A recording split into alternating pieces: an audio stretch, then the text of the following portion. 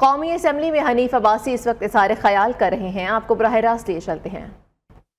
उसी चाइना का प्रेसिडेंट आना चाहता था, हम उसको आने नहीं देते थे, और वही चाइना की कंपनीज जिनको हमने करप्शन में मुलविस किया वो सी पैक को पैक करके वापस चले गए। अल्हम्दुलिल्लाह आज हमारे वजीर आजम की मेहनत के बलबूते पे, तगदो के बलबूते पे वो दोबारा बहाल होने जा रहा है। इसी तरह सऊदी अरब, कतर, कुवैत, यूएई अरबों डॉलर की इन्वेस्टमेंट पाकिस्तान में लेके आ रहे हैं। लेकिन होता क्या है जनाब स्पीकर, जब भी मुल्क तरक्की करने लगता है, जब भी जहाज टेक ऑफ करने लगता है इस पाकिस्तान का, उसी वक्त एक साजिश के तहत कुछ अनासर जो हैं उसको खींचना शुरू कर देते हैं। और खींचते किस लिए? अपने मफाद की खातिर खींचते हैं। मैं आपसे, अपने कुलीग से बिल्कुल 100% इत्तेफाक करता हूं। आपने इनडायरेक्ट टैक्सेस का भरमार लगा दिया, क्योंकि इनडायरेक्ट टैक्सेस आम आवाम से लेते हैं, और जब आप आम आवाम से इनडायरेक्ट टैक्सेस लेते हैं तो ये तो बड़ा आसान तरीका है। लेकिन जो डायरेक्ट टैक्सेस हैं, असल तो इशू वो है। और जब तक आप डायरेक्ट टैक्सेस में नहीं आएंगे, आप सैलरी पेड जो लोग हैं वो आप देखें ना, उन लोगों से ज्यादा टैक्स देते हैं जो लोग अरबों खरबों रुपए के मालिक हैं इस पाकिस्तान में। उनके लिए एफबीआर ने, वजीर खजाना ने जो इकदामात किए हैं, मैं उससे इत्तफाक करता हूं। स्वाय सैलरी पेड लोगों के ऊपर जो टैक्स लगाया, मैं उसकी मुखालफत करता हूं। लेकिन जो उन लोगों के ऊपर जो जहाज में सफर करते हैं, करोड़ों रुपए सर्व करते हैं, लेकिन वो पाकिस्तान को टैक्स नहीं देते, उनकी पाबंदी मुझे कबूल है। उसमें मैं आऊं, मेरे ये कुलीग आए, बाहर से कोई शख्स आए, हमें ये चीजें कबूल हैं। लेकिन जो अच्छाई की तरफ हम जा रहे हैं, बेहतरी की तरफ हम जा रहे हैं, उन चीजों को कम से कम हमें कंट्रोल करना चाहिए। दो चीजों पे मैं जरूर बात करूंगा। इंशाल्लाह हमें उम्मीद है अल्लाह के यहाँ कि इस पाकिस्तान में अरबों डॉलर की इन्वेस्टमेंट जो है वो अल्लाह ने चाहा तो 1 साल के अंदर अंदर जो है वो यहाँ पे आएगी और पाकिस्तान तामीर और तरक्की की तरफ बढ़ेगा। लेकिन एक पॉइंट, ये जो IPPs वाला मसला है, मेरे पास ये नाम है जनाबे स्पीकर, मैं नाम पढ़ता हूं। एक तो सच बोलते हुए हम शर्मा जाते हैं, या हमारे इंटरेस्ट होते हैं या मफादात होते हैं।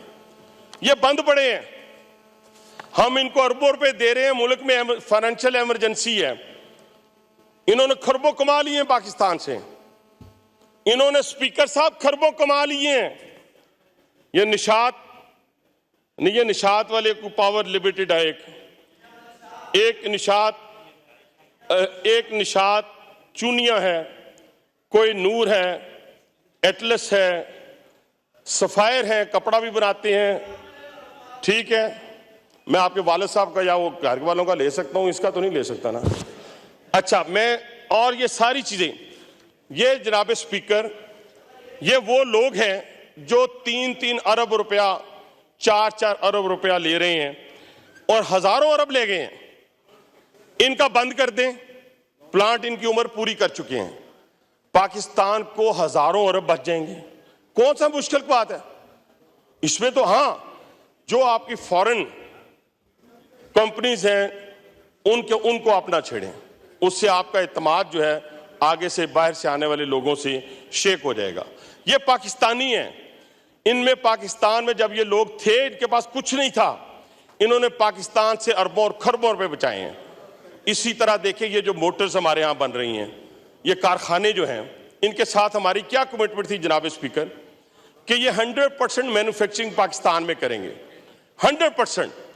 आज 60% पार्ट्स जो हैं ये इंपोर्ट कर रहे हैं। जनाब स्पीकर, ये मस्ती खेल को छोड़ें, ये तो नॉन सीरियस आदमी है, मेरी तरफ देखें।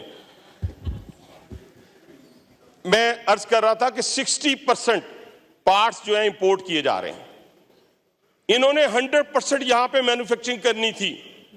अपना ज़रिए मुबादला देखे किस सूरत में जा रहा है। 10% इन्होंने एक्सपोर्ट करना था।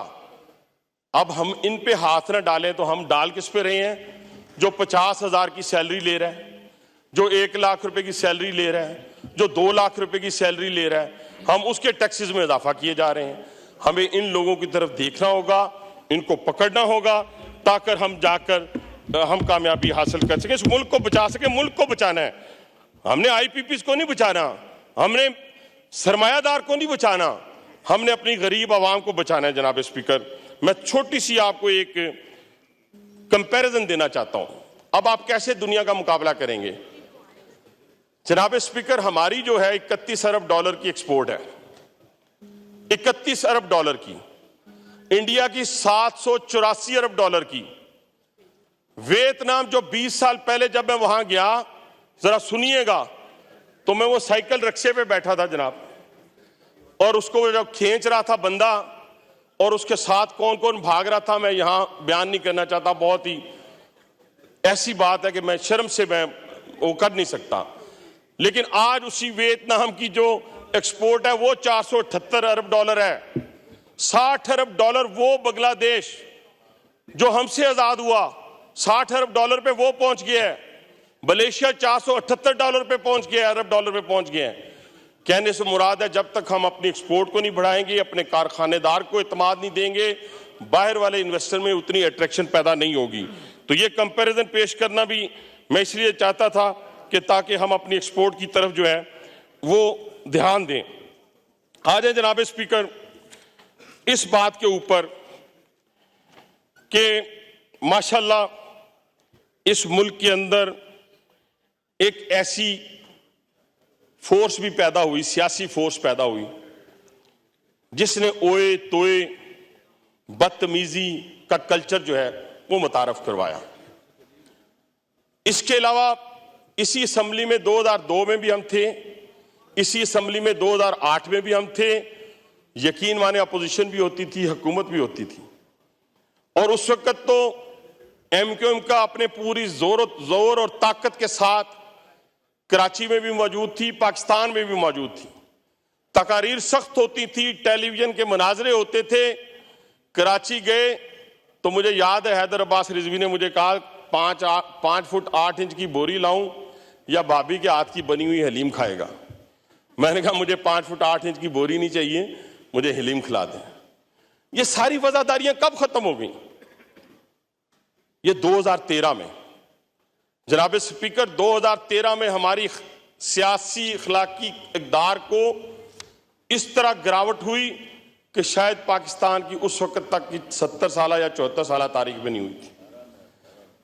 2000 नहीं, मैं बात कर रहा हूं कि उस वक्त ठीक थी। 2013 में सर, 2013 में जब इन्होंने सुप्रीम कोर्ट की दीवारों पे शलवारें लटकाई थी, जब इन्होंने पीटीवी पे हमला किया था, जिसमें वजीर आजम हाउस पे जब इन्होंने हमला किया था, ये बुनियाद उस वक्त रख दी थी इन्होंने।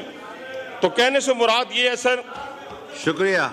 अच्छा, अभी टाइम अप हो गया। शाह साहब इस तरह तो ना करें। अब आप मेरे दोस्त भी हैं, कुलीग रहे 2002 में।